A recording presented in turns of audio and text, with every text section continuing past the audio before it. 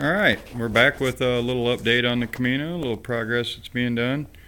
Went through and removed the stuff that's not necessary. Let's take a look. Got a lot of work to do still, but got to get everything out before we can put stuff back.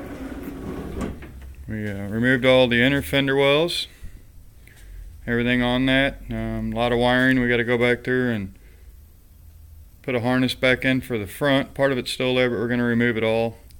Just give it a new wiring harness for the lights.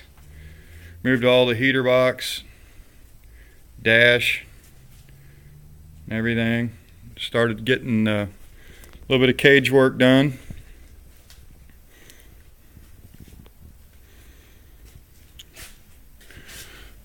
You can see we got the upper bar in, the halo, and the back bar. Still just tacked in at the frame.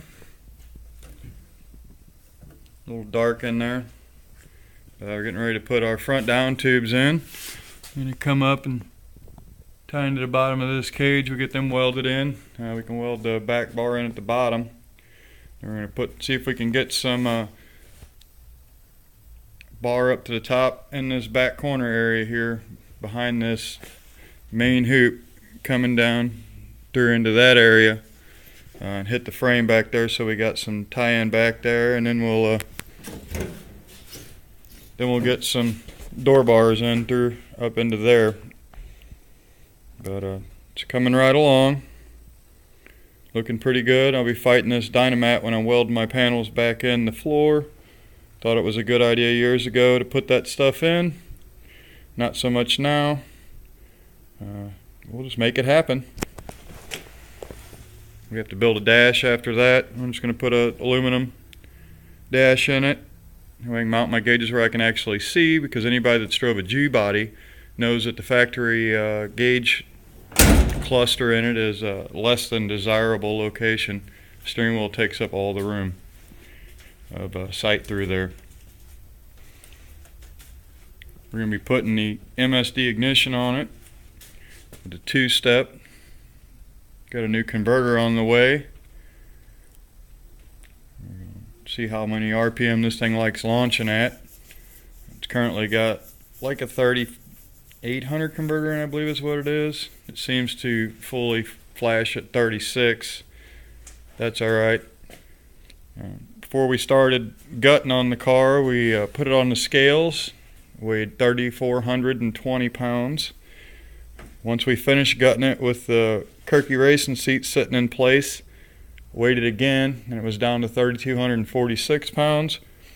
We'll probably have about 120 pounds of tubing in this car when we're done. Right now we're just going with this 4-point cage where I can put a harness bar in to mount my harnesses. We're doing it in a way so that later, when I need to come back and put more cage bars in it, everything is where it needs to be and is legal. But that is where we are at right now. This little shit box is coming together. This is always what I had dreamed of doing to this back in high school when I drove it. Now we're going to do it. I'm going to try and not cut the rear factory frame out of this thing. We're going to try and get it to hook on a 10-inch tire. If you've ever drove an Elcamino with a hell of a lot of power in it, you know that's really, really hard, but we have a really good suspension set up by Hotchkiss in the rear end. Everything's adjustable. We're on some really good shocks. We got the proper springs in it. So hopefully we can get it all adjusted out. Like to get this thing at somewhere in 140, 60 foots. It's kind of unrealistic. The best this thing has ever done on a 60 foot is a 1.7, but bigger converter. We're going to have it on the Hoosier the drag radial. They normally hook pretty good. So that's where we're at. I'm going to wrap this video up right here. Thanks for watching.